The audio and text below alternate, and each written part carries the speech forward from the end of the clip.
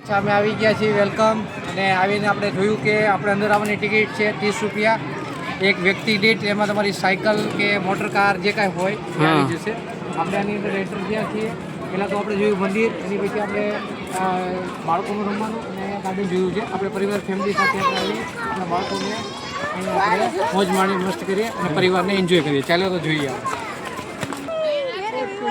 action આઈથી start કરવાનું આ set થી મને એવું છે અરે તમને આવી ગયું મેં તો બોલતો હવે સ્ટાર્ટ કરો